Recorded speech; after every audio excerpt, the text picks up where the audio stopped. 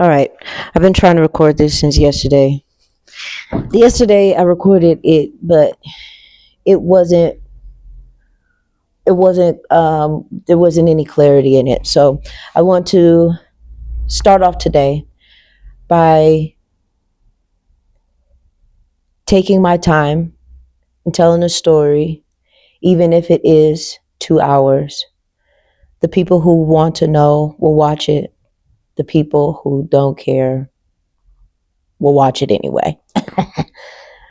People who are nosy will watch it. People who are spectators will watch it. People who just want to be nosy, they'll watch it. But those that really care about me and want to know where you can pray for me, they'll watch it as well. Um, so before I start, I want to invite the presence of God into this moment of vulnerability. So if you will, go with me as I pray. Father, in the name of Jesus, first of all, thank you for giving me the courage to speak on and expose the tactics of the enemy, for being under the blood and knowing that no weapon formed against me shall prosper. So, me sharing my story is not to bring me down, but it's to bring me up into your marvelous light, is to bring me closer to you, is to release the burdens and the plans and the attacks and the traumas off of my back and out of my mind, and relinquish them from my soul to come and cling to your goodness and your mercy. Now, God, I pray that whomever is watching this, that they get a full revelation, that they get healing, that they get uh, a dose of your goodness in this as well. In your mighty and majestic and powerful name, I pray. Thank you, Father, for being kind. Amen. All right. So just a disclaimer. There are names that I won't name. I won't name names. I'll just say my name, obviously, and my daughter's name because people know my daughter. Um, so without further ado, this is how it happened. Now I don't remember the dates, the times, or anything like that. I do remember that it was before 2020. Okay, it was around 2014 ish is when all of this took place. Okay, so I had just got out of a relationship. I'm starting from the beginning, obviously. I had just got out of a relationship with this guy. Me and this guy, we were very toxic together. He was toxic. I was also very toxic, but I was happy to be toxic with him. He was a druggie, but I didn't know he was a druggie. He would take these Coridicin pills. They were like, he would take 4 of them. They're cough medicine pills for when you get sick, obviously. Um, he would take those and he'd be high as a kite, and I didn't know it. Um, well, I ended up getting pregnant by him, and I beat him up real bad. Well, not real bad. I just beat him up and kicked him out of my house, and I hadn't seen him. But I had to decide whether I was going to parent his child or get rid of the child. And I had decided the latter. So my sister, the third born sister, from on my dad is married to my sister's mom or whatever, that sister. She took me to the hospital. I went back to her house and I cramped so bad. It was terrible. It was the worst thing I had ever experienced. And I'm just telling God, please spare me. Okay. Spare me. I won't ever do this again. You seen that face, right? Anyway, I ended up getting the abortion, went back to my dad's house, was at my dad's house. And this is all while I have my daughter. Then I leave my dad's house. I go back to my mom's house. I'm at my mom's house and I'm having a hard time, adjusting to life with the breakup, the abortion, the being single, being a mother, not having a job, not having a career, not having anything for my life, you know, understanding. I think I was in this place where I'm like, the only thing I'm really good for is sex. That is literally the only thing I'm really good at, is having sex with people. This is a belief I believed about myself, and it tore me to pieces. It it rendered me helpless. It hurt me. I was hopeless. Yes, definitely hopeless. And so what I did was I sent my daughter to her dad because I needed some time to figure things out. Now, what I'm grateful for is the fact that I could even send my daughter to her father. However, I wish he would have done a better job at being a father. He left my daughter in the hands of another woman, and I don't despise the woman, but I also wish that he was just a better father to all of his children. You know, men are out here just popping out babies and think because you spend time with them or you have them at your house that you're doing such a great grandiose job, and it's not the case. You need to actually spend time with these kids and get to know them. One of his kids is a hothead. That little boy was with me. I said, oh oh, you okay with this though? You allowed it. So no, Avery ain't going over there. She not spending, but my baby doll love her daddy, and that's all I could care about. But like I said, I was grateful that I could, that he was willing to take his daughter for so long and work and, do this and that and the third and carrying on or whatever. So I'm now without my daughter. I'm at home and I'm just trying to figure it out. I don't know how I got in contact with my aunt, but I ended up getting in contact with my auntie, and we had a conversation. I was telling her everything that was going on and where I was mentally and emotionally, and that I was just downtrodden with hopelessness, and that I just wanted to end it all. I found no purpose of me being here anymore because there was nothing good that was coming out of my life except for my daughter. You know, I was going to say something else, but I'm not going to say that. Calm down. So my auntie, she was like, no, don't do that. Because I was getting ready to just go ahead in my life. She said, don't do that. I'm on my way. She's in Kansas. She was in Kansas. I think she's still in Kansas. She's in Kansas. And she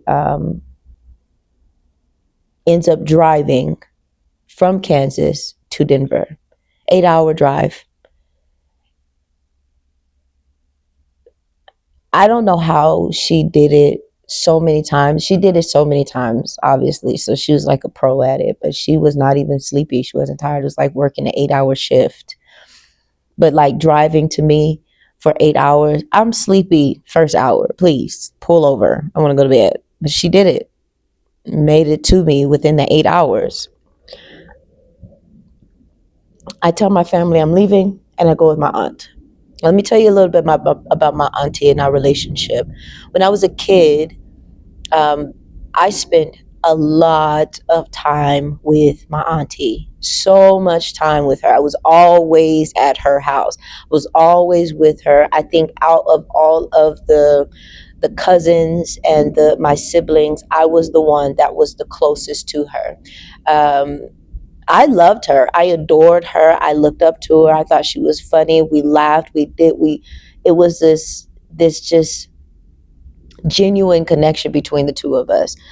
People were a little weird about it because they're like, she is 20 something and you're only like 13. And I'm like, that's like having an older sister. What are you talking about? They didn't care. They didn't care about it. Especially my grandmother on my mom's side. She was like, that is a grown woman. Hanging out with her. I'm like,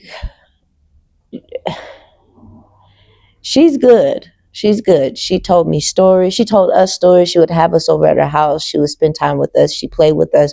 We played games. We did so many things. She was a really good auntie. She was really good auntie. She took in one of her nieces, and when things went awry, she would step up to the plate and she would do what she could do, even with all the things that she had going on. She was just really good. She was always available.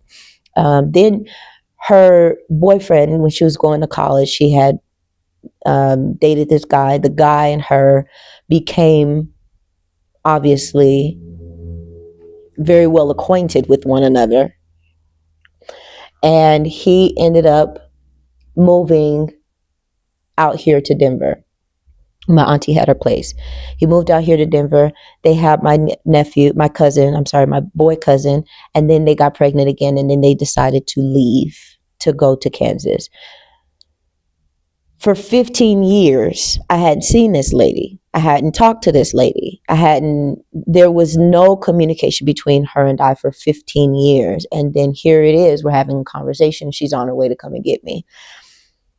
So I go with her and we make it back to Kansas. I see my cousins. I see my uncle because he's my uncle. You're my aunt. She's my uncle. He's my uncle. So I seen them. We're all, reminiscing. We're talking. Well, me and my uncle were talking, and he's like, "Man, you've grown up. You've gotten so mature and things like that." And so my auntie is saying that too. And then we're like hanging out. We're going all kinds of places. Now, mind you, this is only the first week. The first week we're there, she wants to take me to the church. She wants to show me things. She wants to show me around Kansas. And we're running errands. We're taking care of the kids. It was a lot. At some point in time, I think I became tired of moving so much, and I kind of became irritated with her. That's really what it is. I think I just became irritated with her because, mind you, 15 years of not seeing anybody, you develop your own personalities, you develop your own characteristics and traits. And so I'm no longer who you left when you went to Kansas. And you're no longer the person who was in Denver before you left to Kansas. We're two different people. And no, I'm not the same. I probably don't have the same personality. I've developed independence. I've developed my own view on things. I've had my own experiences. I've been heartbroken. I've been traumatized. I've been through some things, so I'm not as open as I used to be when I was a kid. I'm not as happy as I used to be when I was a kid. I'm actually quite sad lately. So I was irritated. And, some of the things that she was doing was just irritating me. For example, one of the things that she had done, I don't know if I didn't want to go out to eat or I wasn't hungry. But she wanted to eat. She wanted to go out to eat. And I was like, I don't really care to eat. I don't want to. She called her husband on me. Her husband called me on my cell phone and was like, "Can you just go and eat with her?" I just thought to myself, what the hell is this? What the hell is this? Why are you begging me to go on? So I went and ate with her. Fast forward, we go to church. We go to the church that we go to is my aunt's husband's grandfather's church. He pastors a church, a big fantastical church. We're at the church, okay? And then we're leaving and she's like speeding off, but I see out the corner of my eye this guy. I almost broke my neck trying to see this man. Me and this man locked eyes with each other in the speeding car. How that happens, I don't know. We'll never know. Day or so later, I get a ping on my Facebook. We're riding in the car. I get a ping on my Facebook, and it's a friend request from this guy. And I'm like, I recognize that guy. I was like, oh my God, he found me. We became friends. We started talking. We started hanging out. He took me out. He was always taking me out. He was always trying to spend time with me. He was always on the phone. He was always texting. But I don't think my auntie was ready for that. I don't think she expected that to happen. I didn't expect it to happen. Hell, we were both in the era of surprise when this happened. I did not expect to find a person in Kansas. My whole reason of coming into Kansas was to just clear my mind and get my mind together. There's always a distraction. So me and this brother, we start a relationship. And I end up going back to Colorado. I come back to Colorado. I go get my baby doll and I spend time with my baby doll. I'm out there. I'm at home for probably a month or so, maybe a month or two. And then the guy sends for me. And I send my daughter back to her dad so that I can go out to Kansas so we can get things together. So Avery's with her dad. I'm in Kansas with the guy. The guy has an apartment. He has a car. He has a job. He tells me you don't have to work if you don't want to. If you do want to work, you can do with the money what you will. And he was also being talked into being a deacon at the church. He was such a sweet guy. He was a sweet guy, very, he was country as hell. He was a country bumpkin, real country, very athletic. And he knew what he wanted in a relationship. He definitely knew how he wanted to do things in a relationship. He tithed, which was a good thing. You know, in a way, he brought me into this closer to God. I think we did that together because even though we were going to church, he didn't know how to pray, right? But here I am. I know how to pray. I know what it is to tarry in the spirit. I know what it is to close out everything for days and go into prayer. I know what it is to do this. I know what it is to lay on my face and things like that. He has never done this before. So while I'm at his house, I would go into days of prayer, hours of prayer, middle of the night prayer. And he would wake up and he'd see me praying and he wouldn't be worried.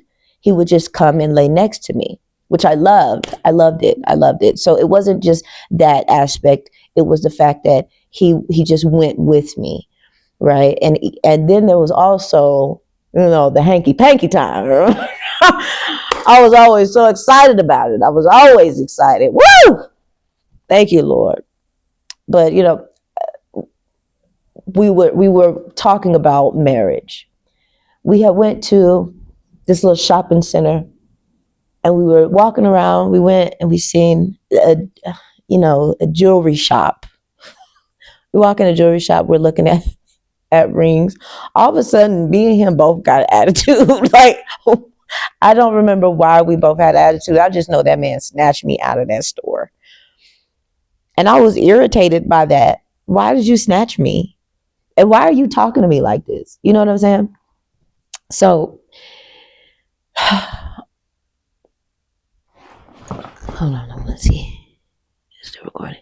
It is, okay. So, we get into an argument. And back in the day when I was younger, when I would get in an argument with somebody, I don't like you no more. I don't like you no more and don't talk to me, right? The relationship is over. It's done. I don't know what it is to argue and forgive. I know to argue and leave your ass. That's what I know. Okay, excuse my language. I'm sorry. Don't be mad. That didn't happen. I actually called my auntie. I was like, I just need to stay for a day. So I went, stayed with her for a day. I went back to my boyfriend. We worked it out and we became closer. I became more understanding as to what he was doing. He really was trying to do a grown person relationship, whereas I was not fully healed in that aspect. He hadn't been through so much as I had been.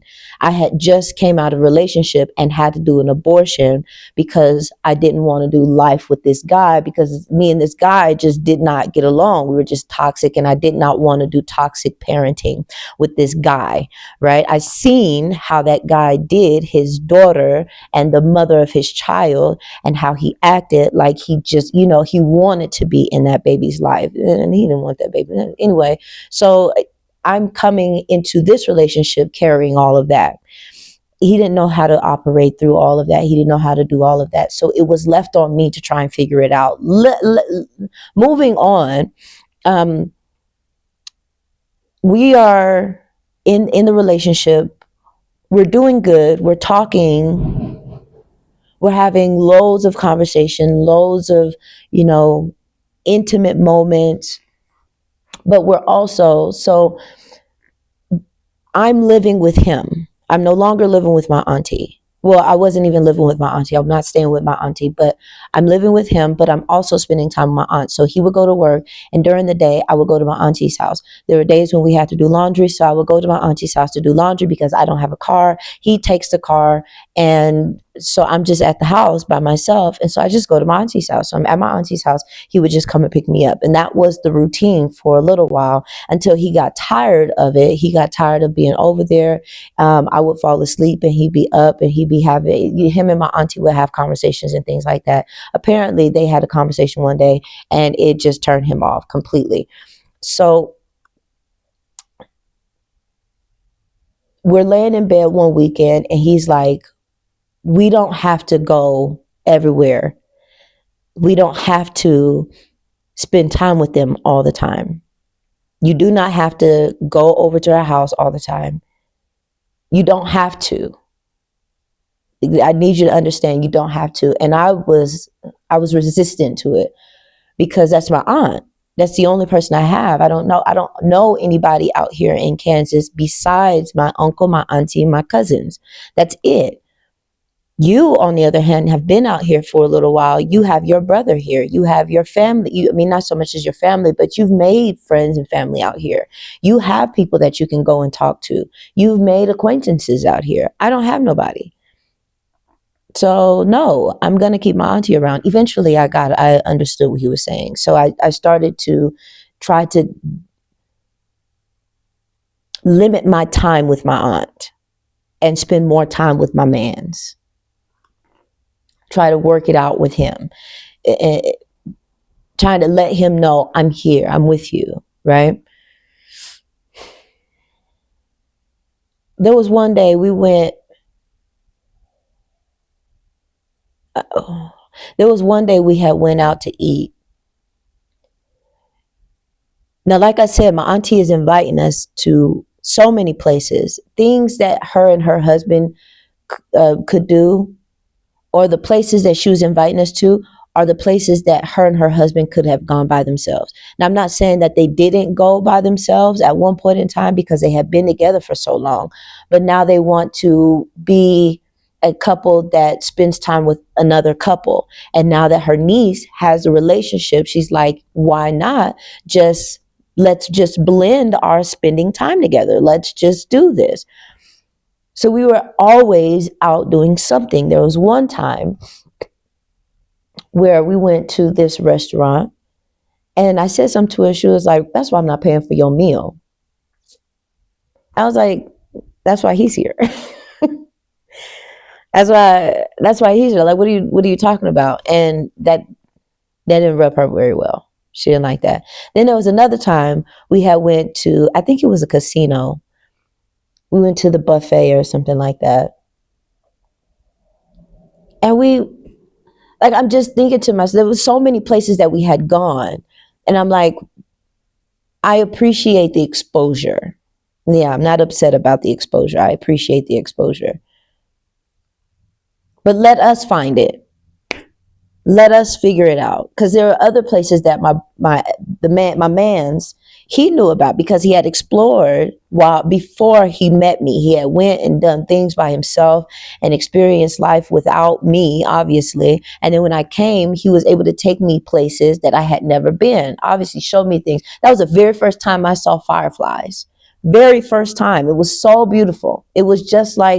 Um, it was just like in a movie. It was so beautiful. I just loved it. That I think at that moment, that's when I fell in love with Kansas, because it was like people say that Kansas is crap, but really, like, I love the humidity. I love the distance. I love all the trees. I love the fact that it's just spacious. And the old time town, I loved it all. I loved it all. The nightlife was beautiful. The daytime, I loved the heat and the humidity and things like that. Now, I hadn't been there when it was cold, so thank God. But I loved it. I enjoyed it a lot. Now, we're getting to this place, me and my boyfriend, where we're becoming a little bit more comfortable with each other. So much so that we're arguing with each other. But he was very strict about this. Do not argue in the house. We don't argue in the house. We argue outside. We go take a walk. We go take a drive, but we will not argue in the house. Because if we argue in the house, then contention builds, and then, that gets permeated in the atmosphere, and then you've got a tension filled house, and we don't want that. So he made sure that the house was sacred. That's why I liked him. That's why I enjoyed hanky panky with him, because I'm like, you protect our peace. I love it. Because you don't get a lot of men that'll protect your peace now. Right? Peace is so much more than a mind. It's a place. Woo, Tiara, don't preach. Calm down now. So we're getting to the point where we're arguing, we're working it out, we're arguing, we're working out. And me and my auntie are spending less and less time together. But I'm still seeing my auntie. I still see her. I still hang out with her, this, that, and the third. And then we got to the point where we were going from Kansas to Denver. And the reason why is because my cousin was having seizures really, really badly. There was one time we got to Denver. It was actually, we got to Denver, and I was like, these are not seizures. And I say that because, like I said, we went to Denver. I get to my grandmother's house. My grandfather is standing in the room that my cousin is in. My cousin's on the bunk bed. She's at the top bunk. And I go and talk to her. So I climb up and go talk to her. That was not a seizure. I don't know what that is. Actually, I know what that is. I know for a fact that's not a seizure. You need to go get some oil. You need to go get some crackers. You need to go get some smoke and some fire, some brimstone. You need to go get something, because that is not a seizure. That is a demon. That's multiple trying to come out.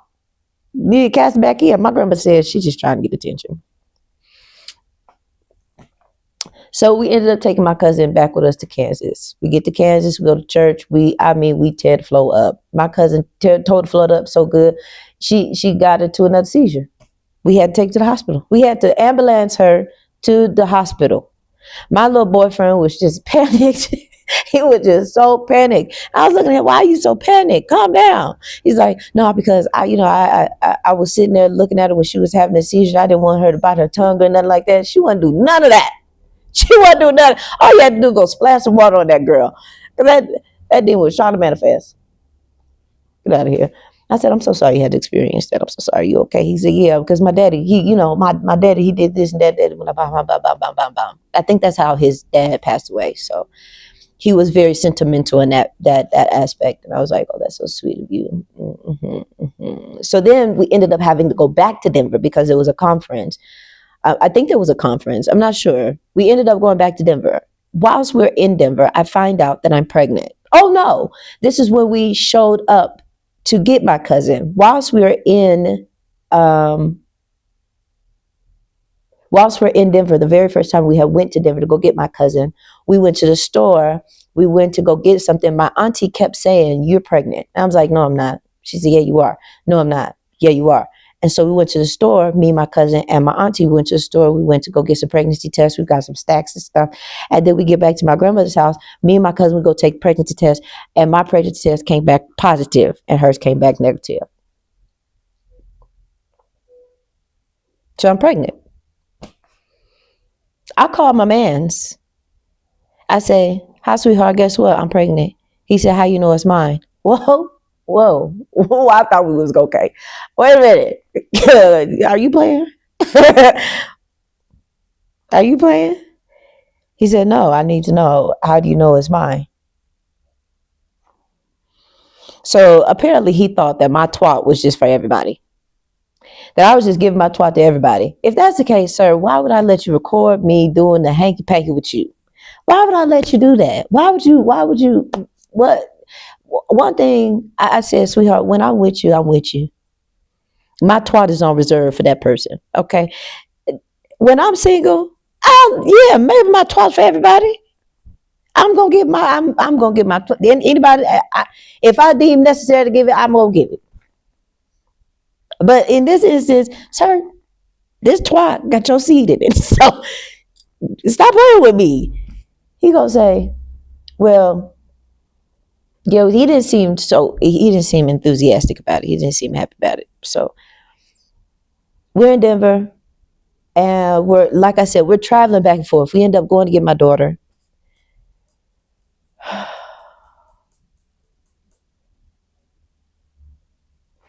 No, I think we ended up going to get my daughter a little bit later. Nevertheless, we're back and forth, back and forth, back and forth. I was only a few, 3, 4, 5 weeks pregnant. And I know we were in Denver because we went back to Kansas, then we went back to Denver. While we're in Denver, I'm at the church, at my grandmother's church. My auntie's church. I'm sitting in the pew and I feel something come out. So I go to the bathroom and I go to wipe, and I see this thing, and I was like, I'm not sure what this is. So I go and put it in the trash, and I went to go grab my aunt. I bring my aunt to the bathroom, and I said, what is this? And she was like, oh no, it's just a blood clot. You and I both know that's not no doggone blood clot. That don't even look like, it's not even bloody. That is not a blood clot. But because I don't even know how to even really explain it, I didn't grieve it. I wasn't sad about it. There was no emotion. And I think I had disassociated myself with the baby because there were things that were going on behind the scenes. I remember we were in Kansas. Me and my boyfriend, we worked at the food bank. Like, things were supernaturally happening for us. We were well taken care of. No, we needed for nothing. We had everything we needed. But we would work at this food bank that the church that he went to. We would go and work at this food bank, and we would get things together and things like that. Him and my auntie were button heads. And apparently my auntie said something to him and it rubbed him the wrong way, made him feel some type of way. He was like, you need to choose. Is it going to be me and you, or is it going to be you and your aunt? He's like, because I'm not going to deal with her. I'm not doing it. She's trying to take you away from me, or she's trying to separate you. And she thinks that I'm trying to take you away from her. She thinks that what she did was she manipulated, and she was very calculating. She manipulated the whole relationship. I don't know how she did it, but she did. Made him feel some type of way. He didn't really like hanging out with her anymore. Didn't want to spend time with her anymore. Didn't really like dealing with her no more. Didn't really like talking to her anymore. And then, seeing that, I'm like, this is the only person I got. And he's like, you need to choose, because you out there at this church, I don't know what you're doing with your auntie and things like that. And I'm like, why do you think that I'll be out here just hanky-pankying with everybody? First of all, the church that my auntie go to, they are a bunch of punks. I said that. They were a bunch of punks. Now, were they shouting punks? Absolutely. Were they anointed punks? Absolutely. There was some great anointing that came out of them punks. But they were punks. That mean I can't sleep with no punk. They don't want me. They want another punk. Why are you mad at me? What are you talking about? But then I had to put in my mind, my ex-boyfriend, before this boyfriend, he said something to me. Well, he would do things like he would get an attitude with me about a friend that I would be talking to, and he would think that I'm cheating or talking to this person the whole time. That's how I caught him in his act, because he was cheating the whole time. So now I'm looking at him like, are you are you trying to get out of this so you can go and play with somebody else? So I have a miscarriage. We're in Denver. I tell him that I have a miscarriage. He says, were you even pregnant? So my emotions, I didn't have the space to feel that. He didn't allow me to grieve because I instantly had to go and protect myself. So I'm in protective mode. And now we're arguing because now I'm in protective mode. I'm in survival mode now. You didn't grieve. You didn't allow me the moment or the space to grieve or be sad about the loss of a child that I wanted with you. Instead, you make me go into defensive mode. And so now we're arguing all the time. I got to the point where I just started talking to him any kind of way. We were arguing one night and I said something to him and I asked him, do you understand what I'm saying? Because I don't want you to misunderstand me. That's why I was saying, do you understand what I'm saying? And he was so angry at me. Stop talking to me like I'm a child. I said, baby, I'm not doing that. I apologize if that's how you feel, but I'm asking you, do you understand? So if you don't understand, I can help you understand where I'm coming from. He didn't want to hear. So I was like, you know what? I'm out of here. I'm out. I'm getting my stuff and I'm out. He said, you're not going nowhere. We're going to work this out. I'm not doing any of that with you. Not anymore. You want me to be angry. You want me to be frustrated. Like, it's one thing for me to not be able to grieve. And I'm not even thinking about the child at this time. I'm not even thinking about the fact that I had lost a baby. I'm not thinking about that. I am completely in survival mode. And I'm like, I got to get out of here. I just have to leave. There's no point of me being here anymore. He get me locked in that doggone bathroom. I went to smacking him. I don't care that you a big black Negro. I will big black Negro my elbow into your face, brother. So he slammed me down on the floor and he's like, the devil is in you. Well, me and the devil about to leave. Okay, we're out of here. He don't even want to stay. He want to leave. Okay, so let me go. Okay, I call my auntie. If you don't get me now, I mean swiftly, come and get me. So she come and get me, come swift me up or whatever. And I go back to her house and I'm with her. And I'm at her house for about a week. Now, mind you, my auntie is also having seizures.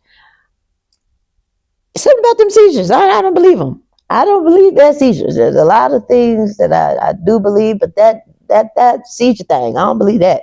I believe that them is demons trying to manifest. That's really truly what I believe. That's the hill I'm gonna die on. Okay. The very first time she had a seizure, I said, "What is this? What are you doing?" And she came out. She was like, "Are you okay?" I said, "No. Why did you tell me you had seizures? Why did you? What was that? What were you doing?" It was I was having a seizure. I have seizures, and blah blah blah. Apparently, she had talked to her doctor while I was back in Denver, and the doctor told her that she could take cough medicine to like stop the brain waves or something from the seizure from happening. It would like numb or stop, halt it, keep it from happening. So that's what we did. We put her on some cough medicine, but it wasn't cough medicine. It was liquid form. It wasn't liquid form. It was pill form. It was the Coridicin that my ex-boyfriend was taking, right? And I'm like, I know some cough medicine that you could take, and maybe that'll help you. And so I gave her 4 of them. I said, "You gonna be high. You gonna get high." Sure enough, she got high. Sure enough, I did it with her. Sure enough. So at first, it started off as, "This is to help you with your seizures," and then it turned into, "This is for fun." Yeah, we were doing it every day. Boy, we was doing it every day. We got up to taking 16 pills a day. And it wasn't just the red hard pills. It was the soft gel. It was the rapid release. We was taking them things with a shooter of vodka. And she came up with it, taking the vodka with the Caradison. Pew! We was up. I felt like Superwoman. I felt invincible. I will tear through a wall. I will tear I will tear down a building. Okay, that's how strong I felt. I could there was nothing I couldn't do, right? I was just up there. Um, so this time that we're doing the drugs, whatever, I'm high. And then her husband is like, "Well, if y'all are gonna be doing that, then I want to do some weed." So I would be smoking and doing the the pills all at the same time.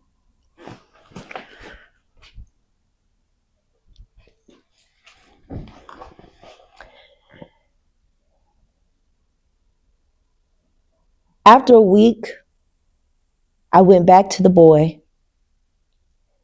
Well, I want to get my little I want to get my twatted, right? So I go to his house, I knock on the door, he opened the door, and we get the deed in. We get the deed in. And I was just like, wow, oh, it feels good to be back here. He was like, you gotta go because my girl's on her way here, you gonna get me in trouble. Huh? Say what? What do you mean? Girl as in who? Me? No. Girl as in somebody else. On her way here to the house we made a home. She coming and lay in this bed? He said, yeah. And she's pregnant. Hmm. You know when you're angry, when you chuckle and you leave. You chuckle, you don't even, you just laugh. That should have scared him. Should have scared him. But it scared me more. Because I was like, that hurt. That hurt. And so I left his house, just to chuckling. Went back to the house with my auntie. I got high some more. And that's how it stayed. I stayed high. I stayed drinking. I stayed smoking. That's just how I did things. We were officially broken up. So now my baby doll is there. We're at the house, and I have taken on responsibilities in the house because one thing I don't like is a dirty house. I can't. I can't. I don't like it. It's not conducive to your mental. Okay? Your house tells me everything that's going on in your head. It tells me everything. I can't. So at my auntie's house, it wasn't immaculate. Mm-mm. But it wasn't too bad either. You know, if I was using the bathroom was clean. If I was using the kitchen, the kitchen's clean. If I was using the living room, if I was in the living room's clean. If I'm doing laundry, the laundry's gonna be done. Okay, it's gonna be washed, dried, folded, put away. That's what it was gonna be. Ask her.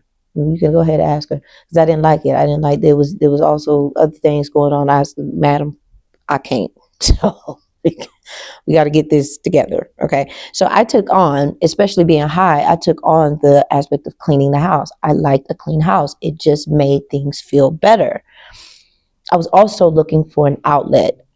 It wasn't good enough that I had the high. I had to find another way of getting my of finding a release. I wasn't working. I didn't have an ID. I didn't have I had my phone, but I didn't have any way of making money. So I completely depended upon my uncle and my auntie. And thanks, Dad, child support, which was $76 every month. Um, so I'm at my auntie's house. We're getting high. And this is when it starts to unfold. So I'm there with them all the time. And my uncle starts doing things, starts saying things. I start noticing things. My uncle starts working out. I think he started working out shortly after we went to go see my uncle's brother, or my. Let me just clarify this. Okay, let me clarify this. My auntie's husband, ex-husband's brother. I had a crush on the brother when I was a kid. Fine. Okay. Now I'm older. He's older. Twat is off a reservation. What do you want to do? You want to get this on? You want to do something? We can do that. I'm high. I'm good. I'm a little, when I was high, I could drink a lot. And I didn't know how drunk I was until after I came down. But 9 times out of 10, it didn't really do too much damage. I just slept. So I was gonna get my little hanky pank on with him. And my auntie come and being a cock blocker. She said, please don't do it. Please don't do it. Please just get back in the car. Back in the car, and I'm irritated with her because, like, what? Why won't you just let me? let me go. Let me do it. He's got a disease. When was you gonna tell me that? Yeah, well, he got a disease. I don't know if she was lying to tell me the truth. I have no idea. Obviously, I don't know. Obviously, right? I don't know. So we ended up not doing it. And then we stopped talking to each other because it was me, him, my auntie, my uncle. My auntie's husband, we were all hanging out together. And then we stopped hanging out for whatever reason. I have no idea. And then, so my auntie's husband's little brother, he was buff, very strong, buff dude, always working out, very handsome. And I remember while we were at the party, because he had a house party, we were at the party, we're outside on the balcony, me and my auntie are talking, well, high as goats, okay? High as the mountain goats. Hi, ha, ha, ha. I mean, we were having nonsense conversations, but it felt it felt like it was full of substance, right? And we're having a conversation, we're talking. And I think I said something about the brother, whatever. And I was like, I'm about to stay with him. And I think my auntie's husband had on some sunglasses, a lot like these. You can't see through these. And it was dark outside, so you definitely can't see. But all of a sudden, he turned into a mannequin.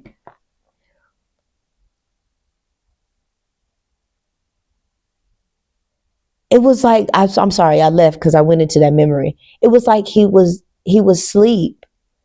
But I knew for a fact that man was not sleeping. He was listening. He was watching. He was paying attention to everything we were saying.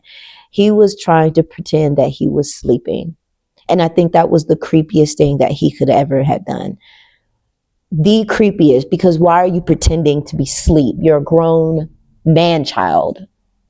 That is so dumb. Anyway, so we ended up going home.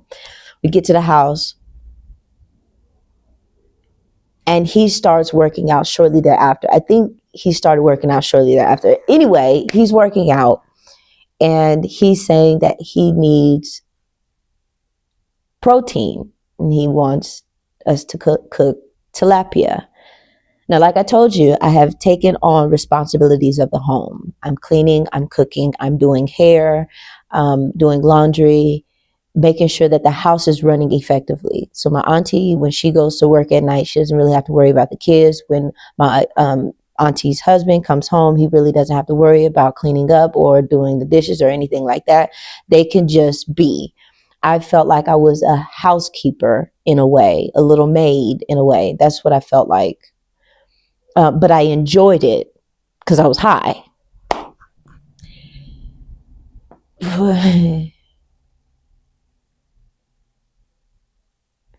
I remember I was cooking tilapia and I felt somebody standing behind me. And I knew he had came into the kitchen, but I thought he went to the refrigerator. So I turn around and he like darts and goes to the sink. I picked that up. Then there was another time where me and my auntie were getting ready to leave. And he was playing with his kids on the couch. And I thought that was it was just so cute. It was so cute. It was like a Kodak moment. And I said out loud, oh my gosh, I can't wait to have my family. I can't wait to have a family. And it was genuinely a desire of my heart in that moment to have a family, to have a man that loves me, that has to have a man that wants to be there, that wants to take care of the kids, that wants to um, just be there, that wants to be there. Is not forced to be there, but wants to be there and loves me and loves the kids and things like that. Loves Avery, even. That's what I wanted. That was a desire of my heart. Out of his mouth, I'm trying not to get pissed off. Out of his mouth, he says, I'm working on it. Don't worry about it. My ears perked. I looked at my auntie to see if she had heard this. I don't recall if she heard it or not, but I heard it and it stuck with me. It stuck with me. So then, like there was this game when we were kids. Mind you, we're at the house. My daughter is there. Her kids, their kids are there, and we're trying to keep the kids because I think it was summer break. If I recall, it was summer break. So we're trying to keep the kids entertained, so to speak, because outside it was raggedy and it was hot and it was humid and kids don't like that. Sometimes they like being outside, sometimes they didn't. Sometimes we played outside, sometimes we didn't. A lot of times we played in the house, and we just made up things for them to do. There was mazes. We did. There is a thing that you do. It's like a scavenger hunt type deal. I don't even know what it's called, but we did one of those. We even built a big old tent in the living room. We had a time. We had a good time. We're a big old blended family. That's what it was like, and it was fun. So then one day we decided we wanted to reminisce on a childhood game that me, my uncle, my auntie, our cousins, and my siblings, we used to play at my auntie's house when she was in Denver. It's called Blind Man's Bluff. So what the game is you turn out all the lights, make sure it's dark. He has to wear a blindfold. He can have a co-partner, but 9 times out of 10, it was just him. You would have to hide. The rest of us, we would hide. And then he would have to go and find you. If he found you, he would tickle you and then you'd be out. Okay? The whole point of the game was to get to base, to get to the safety. The couch was typically the safety part. So we would have to skirt past him to get to and sometimes we lost, sometimes we won. Sometimes we had a co-partner. It was a fun game, okay? So we're like, we should play that game. We should show the kids how we used to do it. So he does. We turn out all the lights. He puts on the blindfold. I go into the into my cousin's room. And I'm standing by the door because I'm like, if I'm at the door and he walks past, I could just skirt past him. I can go to the base. He got smart. He started grabbing on the wall. He goes up the wall. He starts filling up the wall. And my leg, he gets my leg. He gets my leg. He starts feeling it. He's holding it, I think he was trying to figure out whose leg this was. In my mind, I felt like he knew exactly who it was. But once he recognized who, he said, "Who is this?" I said, it's Tiaria. He said, "Okay, you're out." So I go and I sit.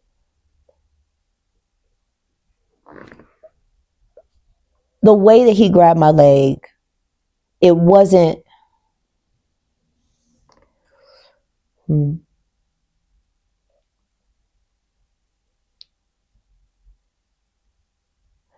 at first I didn't think too much about it. But now when I thought about it later on in life, it's like, he knew what he was doing. So we play another round. The lights go out. He finds me and he wraps his arms around me.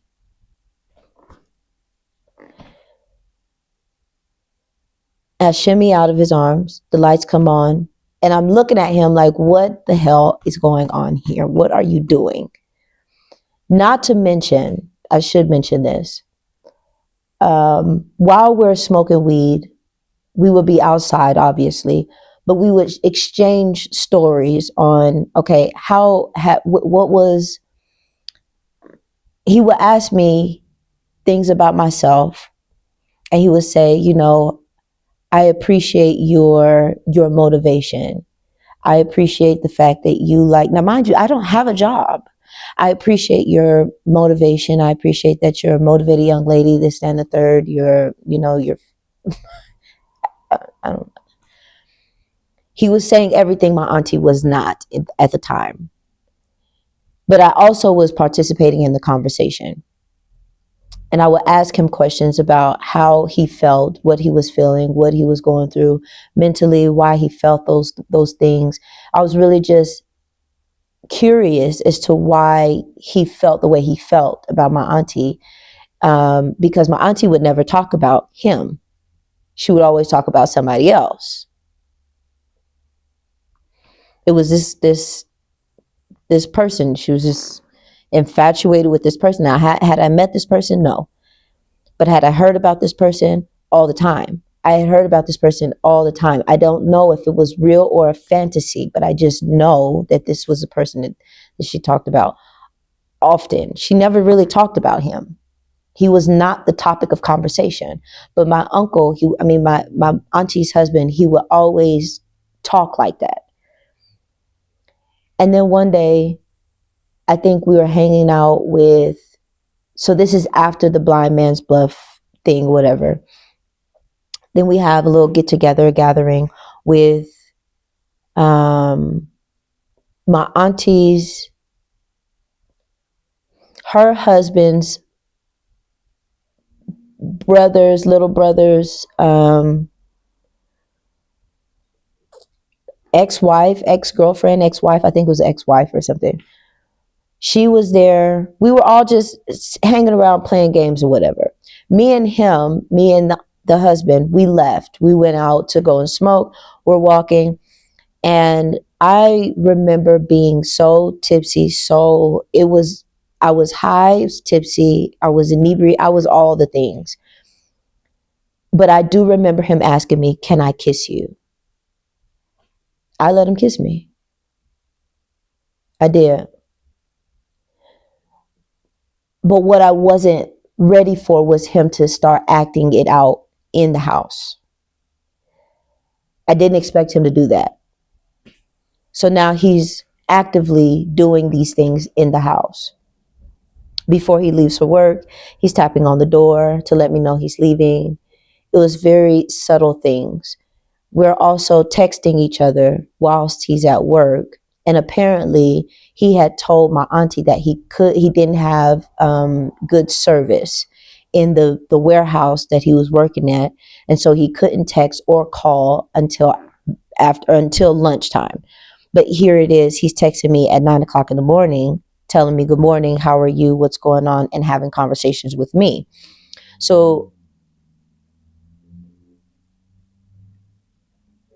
um fast forward to the night.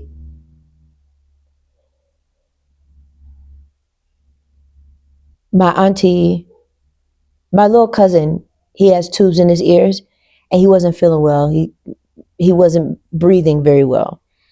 And so she's like a little panicked, not too panicked, but panicked a little bit. She's like, I need to go to the hospital. I need to go to ER. TR, do you want to go with me? Can you go with me? And I'm like, I just started on the girl's hair. I can't, I'm not going to leave their hair undone. Journey has to go to, I'm sorry. Baby girl has to go to school in the morning, and I'm going to stay here and do their hair or whatever. And so I look at the husband, and I looking at him thinking he's going to be like, yeah, baby, I'm about to go get the clothes and go. No, he doesn't. He sits on the couch, and he continues to play the game. And he says, I have to work at 5 o'clock in the morning. I have to be up early in the morning. So I'm going to go to bed shortly after I'm done. She ends up taking him to the hospital. We finish. I get the kids in bed, I get them situated. I get them in bed. And my bed was in their room. My little inflatable bed was in their room. I don't recall why it was in their room, but I just know in this moment, this time, it was in their room. So in one of the conversations that we had over the phone, or I think it might have been over the phone or in person, I don't recall, but I do remember him saying something about his fantasy being having intercourse whilst it's raining outside. And I thought that was kind of interesting, because I'm like, you've been married for 15 years, you've never had sex in the rain? Okay, so it's not a fantasy with your wife, it's a fantasy with me. I feel like if he would have just been a little bit honest with me, I'd be okay. If he was just honest with himself, I think I'd be okay. I wouldn't be so angry. I wouldn't have been so angry with him. You know, so the night happens. We're in the room. It's raining outside. I'm falling asleep. He says, hey, do you hear that? And I'm like, yeah, I hear it. It thunders, and then he's like, what would you do if I came over there and I ate you out? And I said, well, I try to fight you off as much as possible. And he said, well, there's no other thing to do but to try. He goes, I let him do it. Next thing I know, we're doggy style, and he releases on my back. He wipes me up, wipes me off. I get up and I go roll a blunt. We go outside and we smoke. Like nothing ever happened.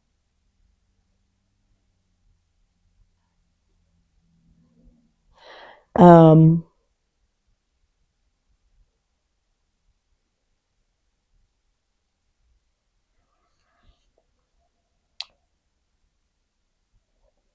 so my aunt gets back, and I think I was the only one that was awake. And I asked, like, how is he? Is he okay? She's like, yeah, he's okay. He just needs to take these things and blah, blah, blah. She tells me all of that. I think he was asleep. I don't know. I can't remember. Um, Days later, it passes, and my bed is now in the living room. And I call one of my good friends, and I say, girl, I just did something terrible. And she's like, what did you do? And I tell her, I just slept with my aunt's husband. And she says, and you still in that lady's house? She said, Tiara, don't you ever do that to me. I said, I won't ever do that to you. She said, how can you tell me that and you just did to your aunt? So now I'm learning that my word is no longer valid. is no longer my bond. And now my good friend thinks that I will go and sleep with a man that she loves. This is what comes with this behavior. So she's like, you need to get out that lady's house. You don't need to be there knowing what you had done. You need to get out of her house. And I'm like, oh, okay, well, I have to figure something out or whatever. She said, you need to tell her. Well, I'm not ready to tell her yet. I ended up, me and my ex-boyfriend have been in communication with each other. And it was like when I would see him, he wanted to ask me something, but he never did ask me. Like he was leading up to something, but he never got he never had the courage to ask me. I don't know why. But this one day, after the incident had happened, he had, I think we had talked to each other. I don't know what was going on. I was irritated with the whole them. I don't know what happened. I just know that I recall being irritated and frustrated with my auntie, with my uncle, and I just needed to talk to somebody. And he was the one I would talk to. And so we would talk to each other because he obviously had first encounter with them as well. So I would talk to him. We would have conversations. And then this one day he came and picked me up. We went back to his house. We're having a conversation. And then I hear a knock at the door. I go to the door. It's my aunt. And my aunt says, what did you do with my husband? And I'm like, we just kissed. She's like, get to the house now. My boyfriend is looking at me, my ex-boyfriend, he's looking at me like, what did you do?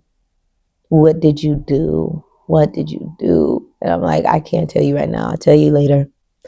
I'll tell you when it's all, taken care of, whatever. So he ends up taking me back to the house. And I walk into the house. And it was like once I walked in there, it was not me. And I know that's like somebody trying to separate themselves from what actually happened. But I'm telling you the God honest truth. This was not me. A lot of this was not even me. But you know what? I'll just go ahead and wear this. I'll wear it. I sit down on the couch. The husband is on the couch, on the other couch. My auntie's in the back room. She's screaming, yelling, yelling at us and saying all kind of stuff or whatever. And I look at him and I tell him to come here.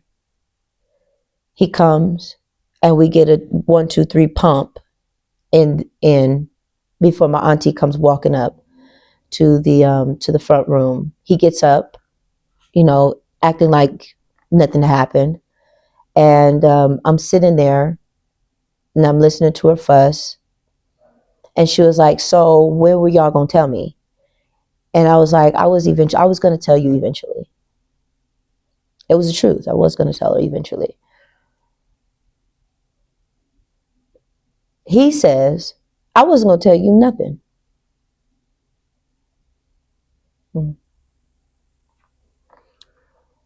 So I look at him like, what do you mean you wasn't gonna tell her nothing? Why aren't you gonna tell her nothing? Why wasn't you? So now my focus is not on her. It's on why wasn't you gonna tell her nothing? Why are you just gonna hold on to this and think that it was just gonna be me and you and we was gonna be living a happy life? Is that what you thought? So now I'm irritated with him. Because I'm like, this is not for a long time. This is for a short time. This was not even supposed to happen. I don't even know how we ended up here. We're here though. And now you're telling me that you were not going to tell her anything. So this is something that you had planned.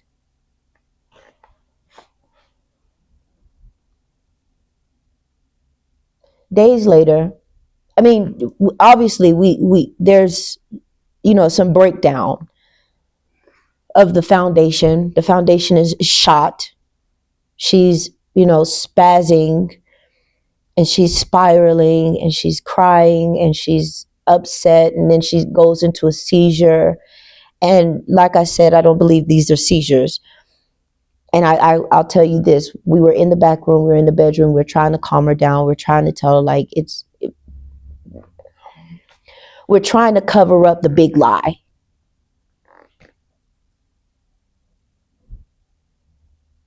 And she goes into, I told you that they were going to betray us. Scariest junk I had ever experienced. Not to mention the fact that my cousin was up there on that bunk bed and I saw something in her neck. Okay, that was scary. But then to hear not my aunt, but something else speaking on the behalf of my aunt, that scared me too. But I didn't show my fear. I was feared on the inside. I was scared on the inside. But I was looking like, I cannot believe this is happening to me right now. I cannot believe this is happening right now. I'm really a part of this. This is really, really happening. Like, I'm not high.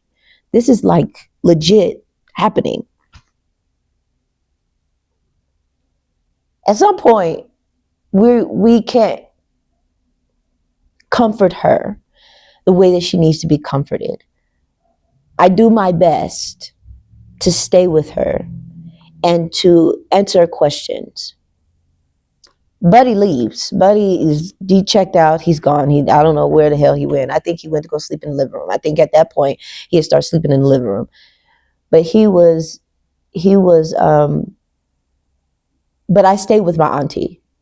I stayed and I tried to work it out with my auntie. Tried to comfort her, knowing what I had just told her was a lie. I just tried to get her to stop seizing. So we went and got high. Couple days later, October 2nd, I'll never forget it. I think it was 2015. Yeah, a whole year of this nonsense. October 2nd, 2015. Now, I said I don't remember, but I do remember that date. I'll never forget this date.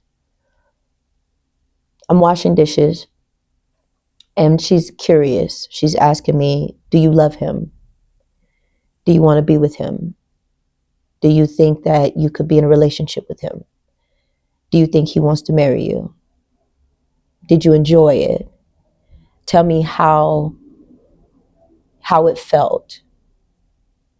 And I'm answering her very honestly. No, I don't want that Negro. No, I don't like that Negro. You really don't know who I am. I am the one that sleeps and not have feelings. Unless I want to have feelings for you. I don't have feelings for your man. I don't want mans. I don't have feelings for him.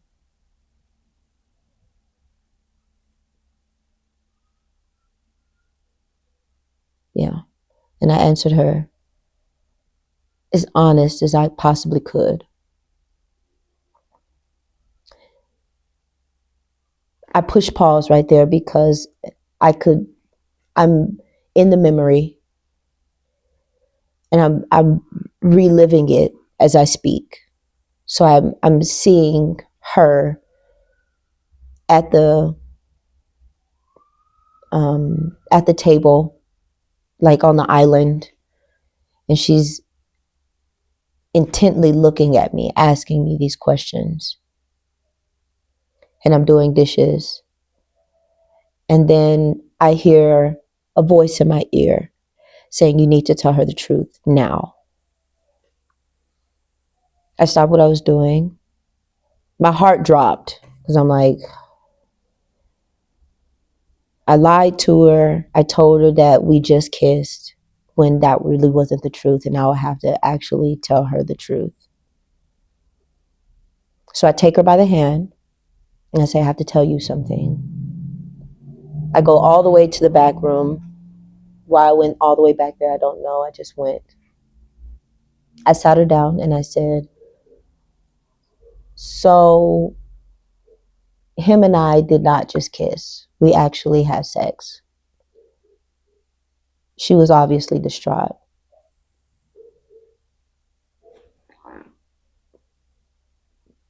Reliving it, I can see the brokenness. I could see she completely shattered into a million pieces. She just broke. In that moment, I realized I had broke my auntie. It wasn't him, it was me. It's not the people outside, the strangers that you have to worry about. It's the people that you go to church with. That's in the Bible. It's the people that you ate food with. It's the people closest to you that will betray you. We see that with Judas. Judas spent so much time with Jesus, carried his money, and still betrayed him. So knowing in that moment,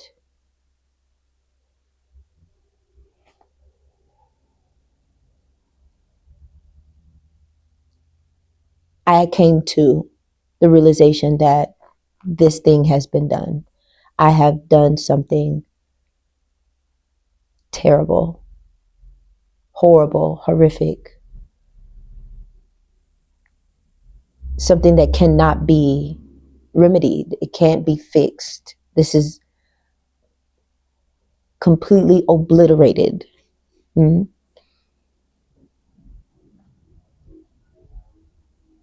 But I did the best that I could.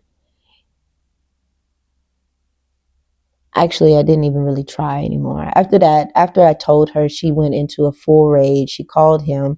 What if she's pregnant? You know, this, that, and the third. Why weren't you going to tell me? He comes back to the house. He's just dumbfounded because he's like, she says to him, what if she, so she could be pregnant right now? He seemed delighted to even think that I could be pregnant. And I'm looking at him like, are you serious? Like you're serious right now. He seemed elated to think that I'd be pregnant. My auntie thinks I'm pregnant. I'm telling them both that cannot happen. It's not gonna happen.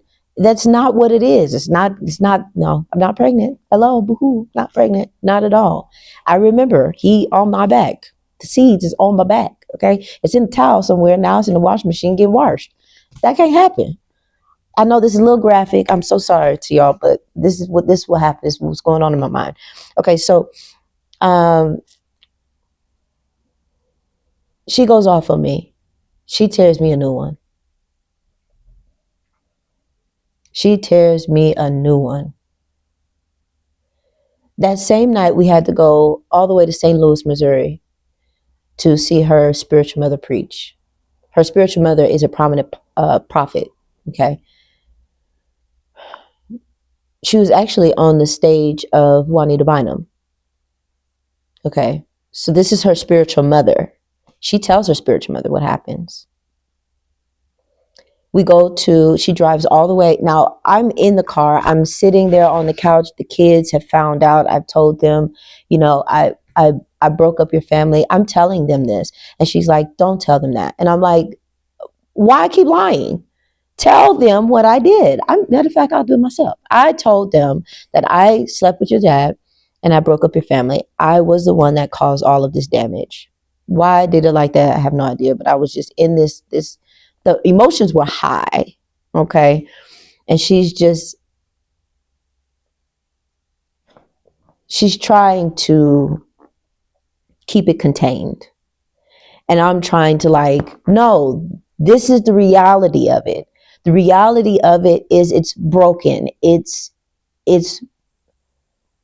something that cannot be repaired. And I need you to give them that reality. Show them that this is the reality instead of trying to contain it, trying to hide it, trying to metamorphose it into something that it's really not, trying to make it seem like it's something that's not. But this is what it is. This is the reality of it. If you don't tell them the reality of it, they'll think it's something else, and in their minds, they'll think that, this can be fixed, and it can't be fixed. This is not fixable. To be honest, and I wish you guys would be honest, I kind of just went off on her. I said, I wish you guys would be honest. He doesn't want to be married anymore. He never wanted to be married. You shouldn't, you're cheating on him with somebody else. I'm telling all of this. I'm saying all of this. I went off. We were going off. We were all going off, but she tore me a new one. And I'm sitting there just sick. After all of it said and done, I'm just sick. The kids are broken. The kids are sad. The kids are crying. I'm sitting there and I'm just like, man, just trying to fold into myself. I'm just trying to fall into myself, trying to figure out how I could end my life quickly as possible, because this is crazy. It's, and what's stupid was I had caused all this mess and then tried to be a coward and take myself out. Eventually, I told myself, no, you're going to sit through this. Yeah, you did it. You did it. And now you're going to have to suffer. You're going to have to get through this. You're going to have to. Well, then we went to Denver. After all of this has been said and done, we go to Denver. Actually, I take that back. Let me, before I move on, the next day, so we drive all the way to St. Louis, Missouri. My auntie, we drive all the way, heading back, my auntie goes into a seizure. So I have to, she pulls over, she goes into her seizure. I put her over there in the passenger seat. Now, mind you, I don't have glasses. I'm blind as a bat. It's dark outside. I don't know where I'm at. And she's seizing and she's looking at me and she's doing this little lisp thing. And I'm like, this is the day I die. This is the day. This is the day. This is the day that I die. I might as well just pull the car over and just let the demon have me. I'm about to be infected. I just knew it, but we made it home safely. The next day I got up, the little money that I had, I went to the, what is that? Quick Trip. Went to the Quick Trip, got me a little drink, a little Snickers or something like that. I got my auntie a card and I got a pregnancy test. I took the test at the store. Once I seen it came back negative, I put it back in the box and I put it on the seat. I got a pen and I began to write out my emotions, how I felt, and my sorrows towards what I had done to my aunt, how remorseful I was, how sorrowful I was. I closed it, sealed it, drove back to the house, got back in the house. He's laying on the couch. I take the pregnancy test and I launch it at him. He gets up, he sees it. What the hell is this? What is this? Why would you do that? I keep walking, go back to the back room where my auntie is, and I know that was so petty. I go back to the back room where my auntie is, and I give her the card. And a whole argument erupts. And I'm like, you are a sorry piece of, back in the day, I used to be a cousin sailor. Okay, man, curse word was my middle name. Seasoned was my game. I let him have it. You are a sorry piece of, because how dare you think that me and you were going to be something. You're okay with leaving your family to go and be with somebody that you barely know. I am younger than you. This is not what this is. I don't know why you thought that you were going to leave your family, that you were going to leave my auntie and then go and try and start a new family. That's not what this is. I just went off him. He's like, you're this, you're that. So now he's mad. He's pissed.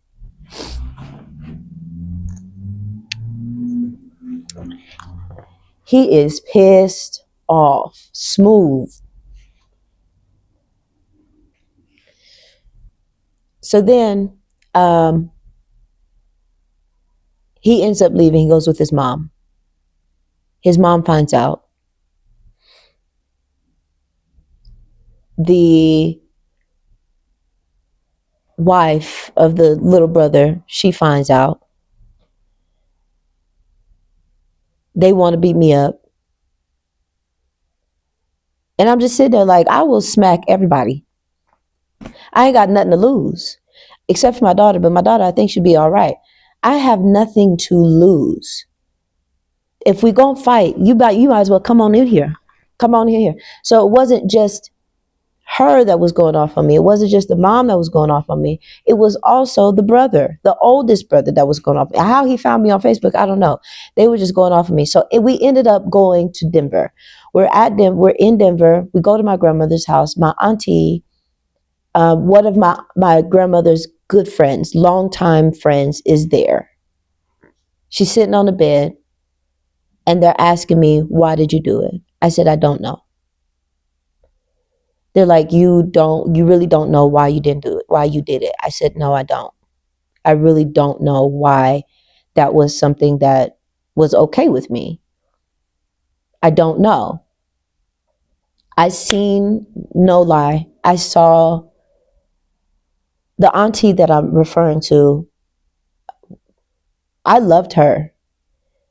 I loved her so much. She was one of my favorite aunts, one of my favorite aunties, because she was a worshiper at heart.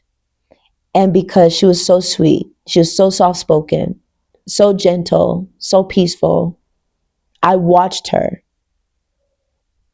face turn to disgust. I watched her sever the ties between her and I. I watched it happen in real time. That broke my heart. Not only have I done this to my aunt, and I see that she's a broken woman now, but now my auntie, the one I thought would never leave me, cut ties.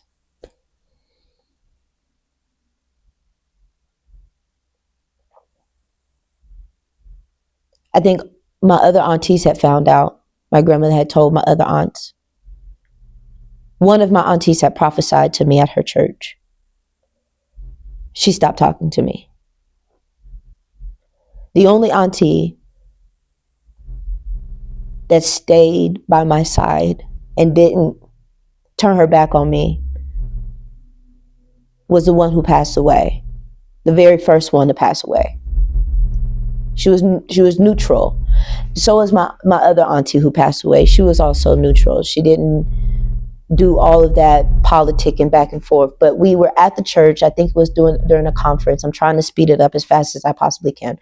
We were at a conference. I think it was my auntie's conference. My grandpa,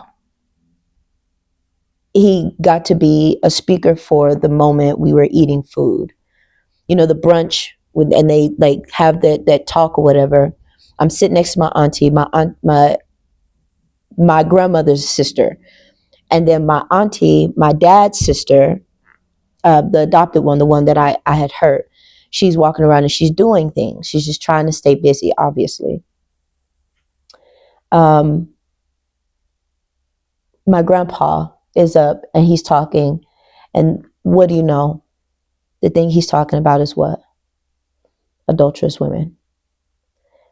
I just put my head down, and my auntie, God bless her soul, she just grabbed my hand, and she just grabbed my hand. She didn't have to say anything. She just grabbed my hand. I'm broken behind this. I'm sad behind this, because what if it's all true? All of the things that my grandmother has said about me, all of the things,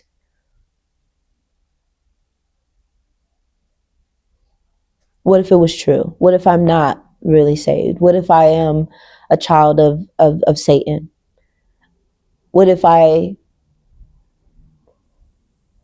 and shortly thereafter, I started believing it. I started to believe that I was only there to cause chaos. I was only there to take husbands and break up families. I was only good at having sex and getting men to come get off. I was in a mindset of I am a real incubus, or is that succubus? The female is incubus, I believe.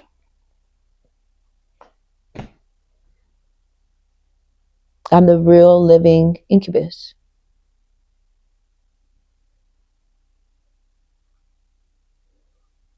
Succubus or incubus. I think it's a succubus. Either way, that's the way that I felt. And I just started believing that I am just a curse, right? So we go back to Kansas. Why we went back to Kansas, why I went back to Kansas with her, I have no idea. But I went back to Kansas with her, um, just to help her ease through the the transition that was happening. Um, I helped her with the kids, helped her and things like that. And they had started school, so I helped her. And she wanted to put the kids, because I had Avery with me, she wanted to put the kids in daycare, but I didn't want Avery to be in daycare. I didn't like the daycare that they were going to. I just didn't like it, didn't care for it too much. So there's this one particular day she wanted me to take the kids she wanted me to go with her to take the kids to the daycare. So I tell her, I'll ride with you, but I don't want Avery to go. She's like, why not? And I'm like, I just want my baby with me. Now I'm coming off of the drugs and I'm tired, I'm exhausted, I'm sleepy. So I'm in and out of sleep. I fell asleep, we're driving, I wake up, and then I fall back asleep, and then I wake up and she's like, Tiaria, get out. She parks the car, Tiaria, get out. I can't do it anymore. So I get out. And I am in Kansas. They have this street. It's kind of like Colfax. I'm on that street. There is nothing. There's a church that I see. The church is closed. Across the street, I look across the street to see, okay, whereas what's over there, it's another church. So I go over there. I call my Grammy, tell her what happened. My auntie comes back and she's like, the only way you can come back with me, she said something about me coming back. And I was like, you know what? Never mind. I don't even want to. Keep Avery and I'll figure it out. She leaves. So there's this lady, she's like, do you need help? This, that, and the third. I said, I just need my phone. I just need a phone. I just need to, I need a place to sleep and things like that. And she's like, okay, well, I have to go and do something, but I'll be right back. The lady never comes back. So I'm sitting there outside of the church and I'm like, it's now or never. If I don't move, then I'll sit here and I'll rot and I'll go hungry and I'll probably die. And I'm not going to die. Not here. So I start walking. I head to, because I know that there's a Walmart up like a ways away, but it's up there.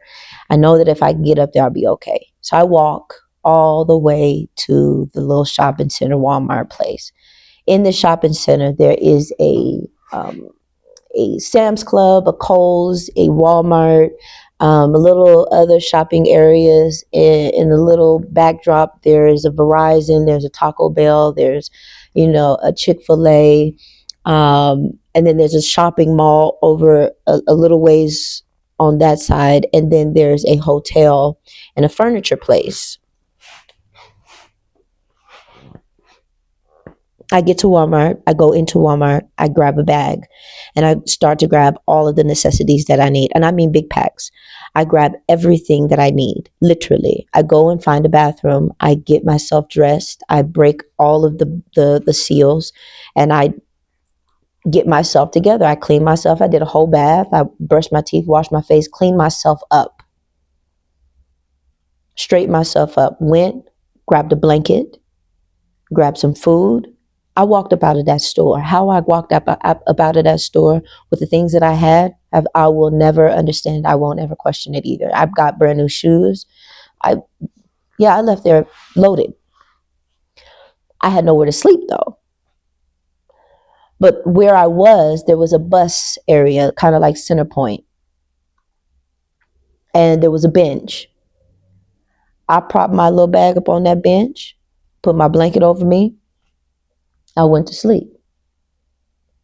Well, before I went to sleep, before I parked my stuff, I went over to the hotel.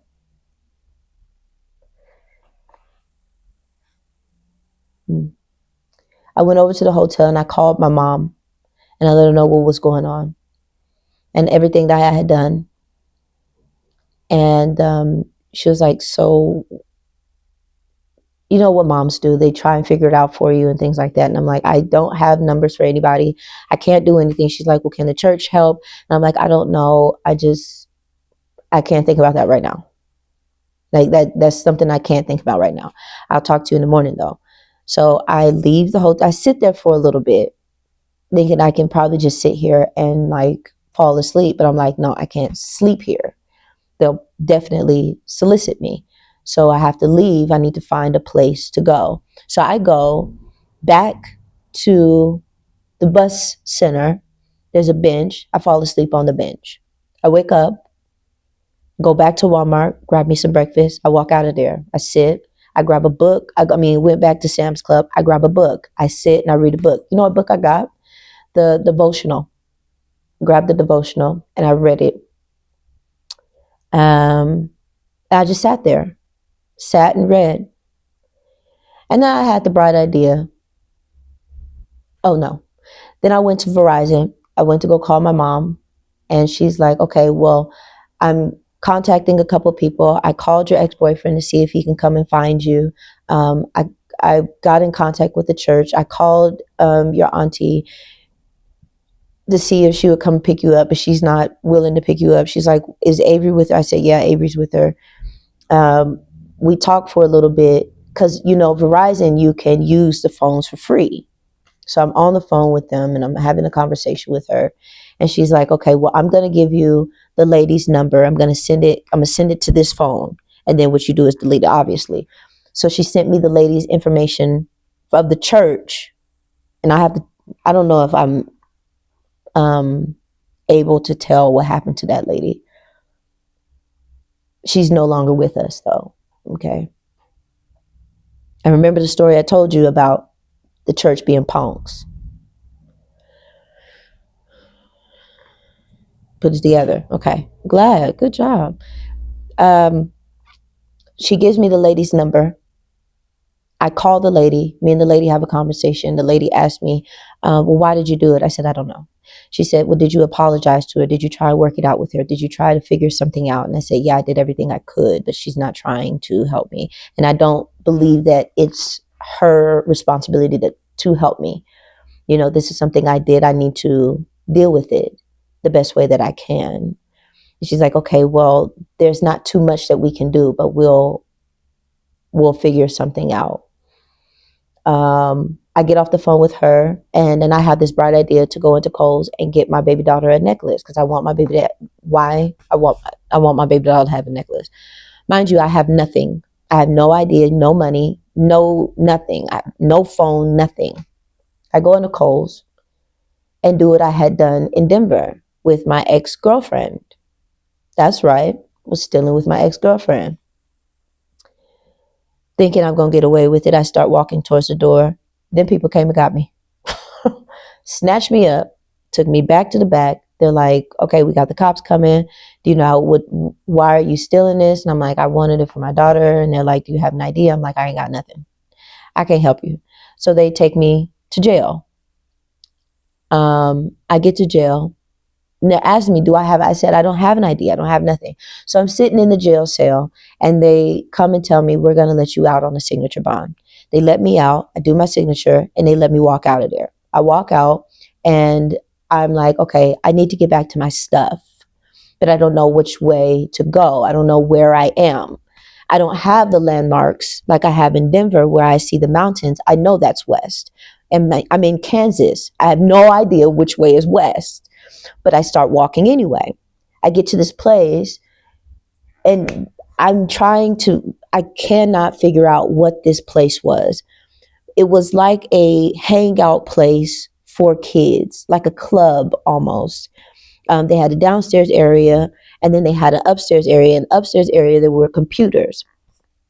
So I sit at a computer. I ask, is it okay if I use a computer? Can I print something as well? They're like, yes, that's fine. This is when MapQuest was a thing. So I go on MapQuest. I type in the name of the supermart, the Walmart, obviously, and try to figure out where to go from there. And I'm like, which way is north? And they're like, well, when you go this way, they're like, you're not from here. I said, no, I'm not from here. And they're like, well, you have to catch the bus in order to get back there because it's a far way to walk. I said, well, it's fine. I can walk because I don't have any money. The man pulled money out of his pocket. Here, take this. And when you get outside, you make this, you go there and go to the bus stop and the bus will take you there, straight there. As I'm leaving, there's this lady that's also leaving.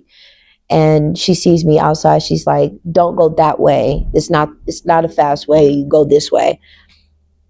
She's like, matter of fact, just go ahead, get in the car and I'll take you to the bus stop. So she takes me to the bus stop. I get out, get on the bus, get to my stuff. My stuff is still there.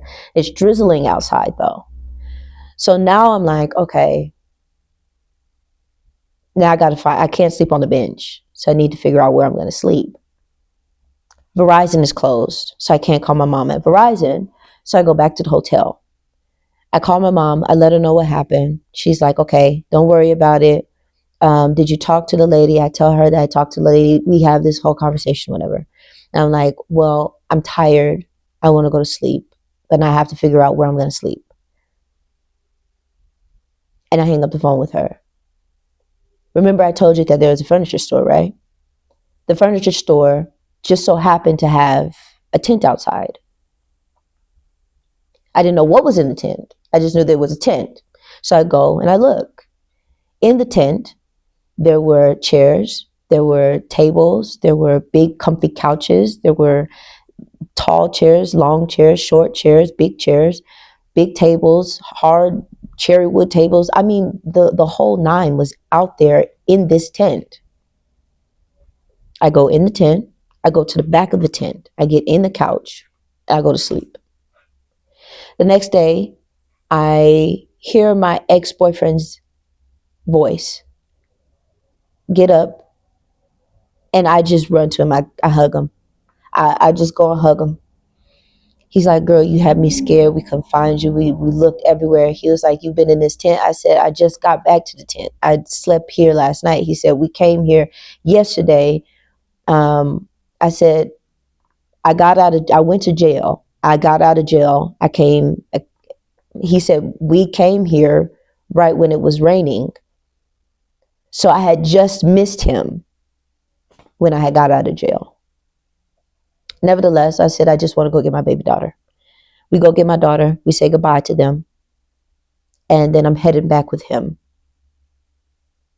And he's looking at me like he wants to say something, but he doesn't say it. The man, his friend, he doesn't take me. My ex-boyfriend doesn't take me to the airport, but the man does. So they've got a flight for me and Avery, and we're heading home. I ended up, the blanket that I had got, I ended up leaving it at the airport. But all of the stuff that I got from the Walmart, I took it with me. We're on the plane and we head home. How I ended up getting on that plane without an ID is, I still don't know. But I ended up on that plane.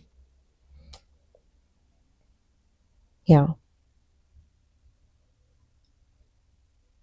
Yeah. And so that's how that happened. Now, let me tell you the reason why I felt like this was the story that I want to tell first is because this one has come up a lot lately in 2026. Not saying that anyone has done anything to me to cause me to have this reaction or to operate in this memory.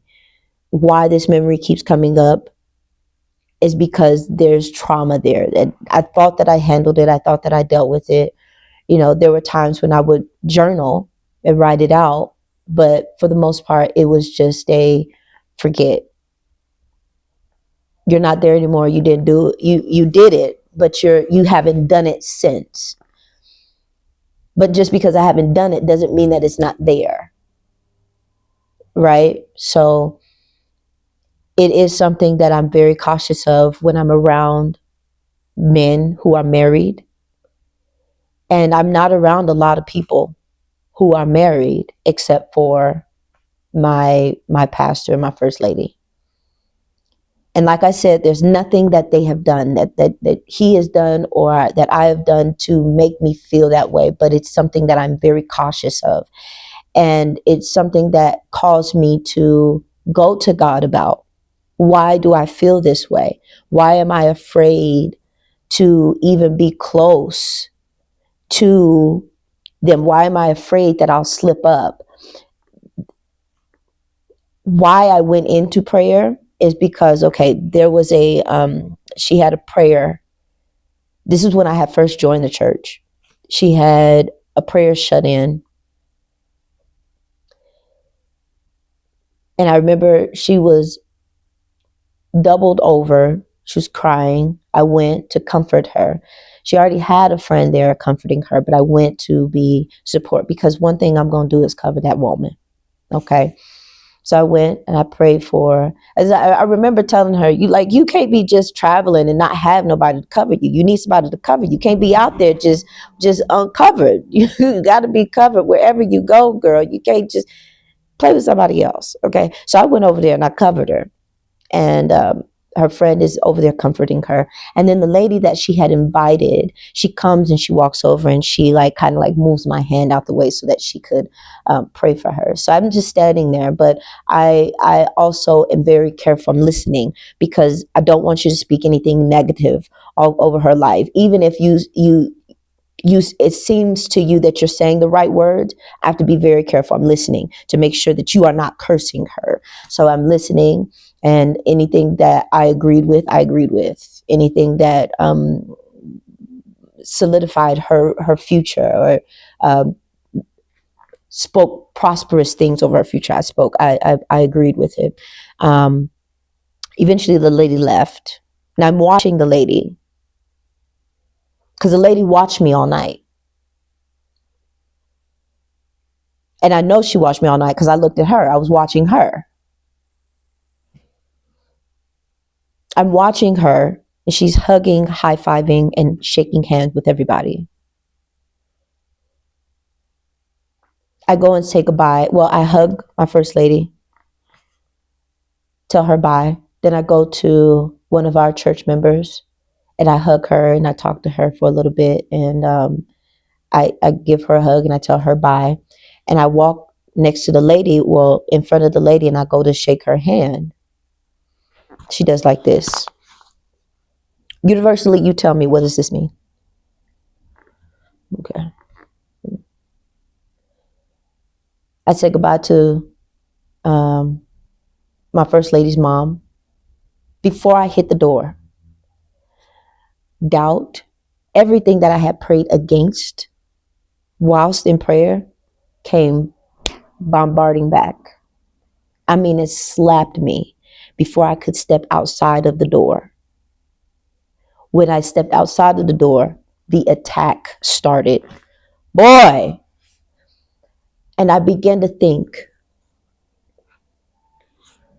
about all the things I had done in my past, about the situation that happened before I came to this church, that I feel like she knows, but she's not talking to me about it. She hasn't brought it up. So I'm grateful for that. They haven't said anything about it, and I'm grateful for it. Even though I have said that I've been from that church, and they're like, okay, yeah, we know that you went to the church. But I think it's because they saw me. I don't know if they know what happened. But all of that, all of the mistakes, all of it came flooding back. And I'm like, you are worthless. This is the voice that I'm hearing in my head. You're worthless. You're going to cause damage. You probably still have that on you. Why I'm feeling this way is because of the way that that lady looked at me. The guilt, all of it. I don't know what that was, but it came out. And I began saying, what if I am, a child of darkness? What if all of this is just a ruse? What if this is just to get close to tear them down? What if this is all, what if I really wasn't sent? What if I came on my own volition? What if I really don't hear from God? What if I'm, still dirty? If my hands are still dirty, if I still have things in my heart that are impure, if I have impure intentions and things like that. These are the things that I'm thinking about. These are the things I'm saying to myself out loud. And I'm driving in my car and I'm like going crazy in my car. I was crying so hard. I had to pull the car over and I just began to wail. And I told God,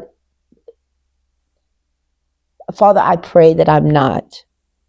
If I am being used by the kingdom of darkness, I pray that you kill me.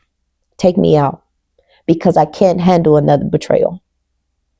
I can't handle another corrupt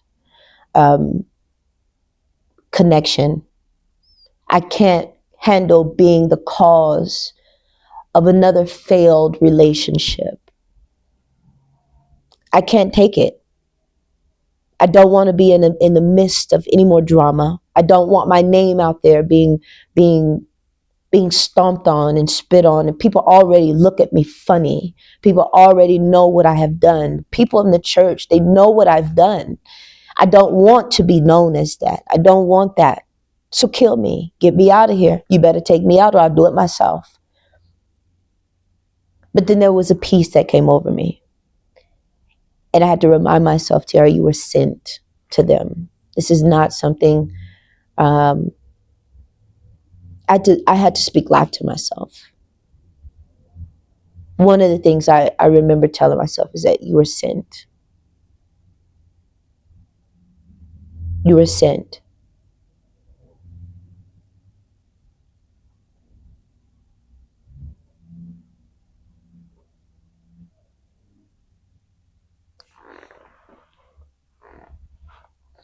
So I battled with that for some time.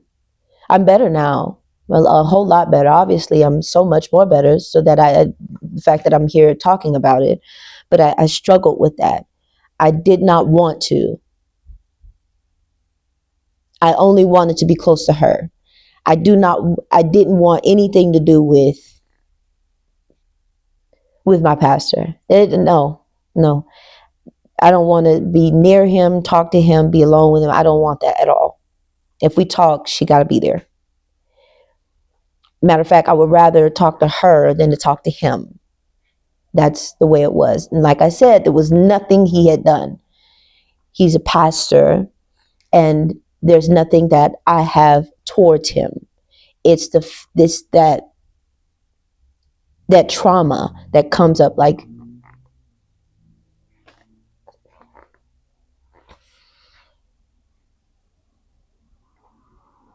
the fear of being the cause of destruction.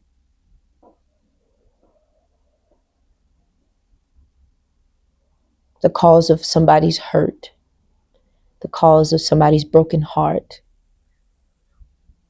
My name already is damaged enough. And I'm going to go cause more damage. I don't want to be a part of it. Kill me. I'll take myself out of here. I promise you I will. I've gotten better at it.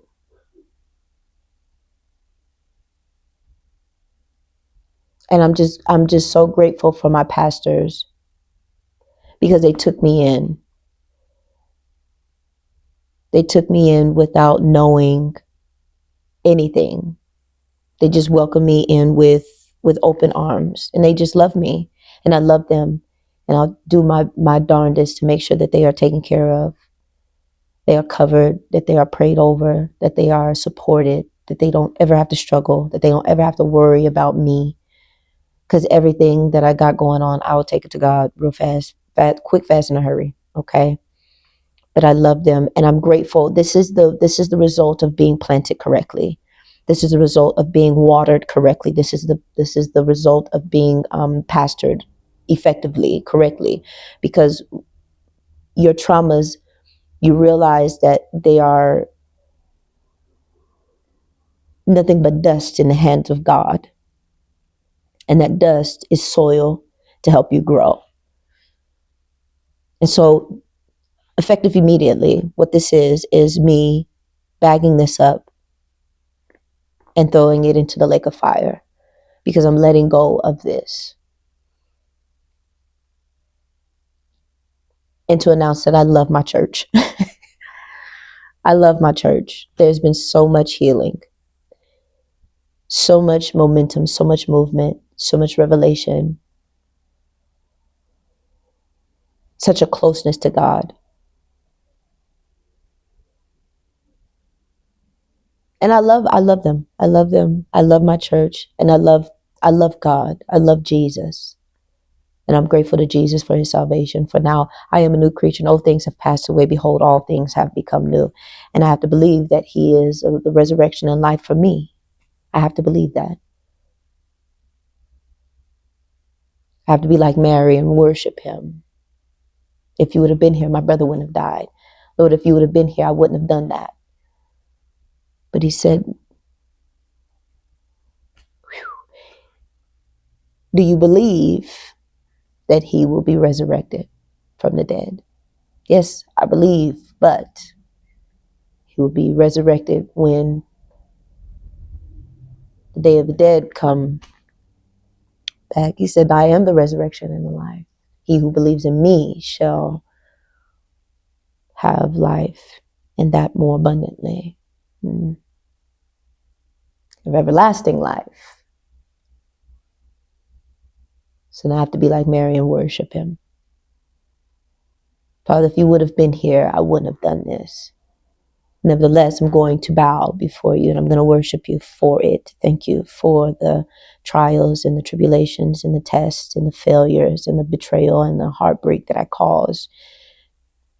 I don't know what it was for. I don't know if it was for your glory or it was for it had to be for his glory.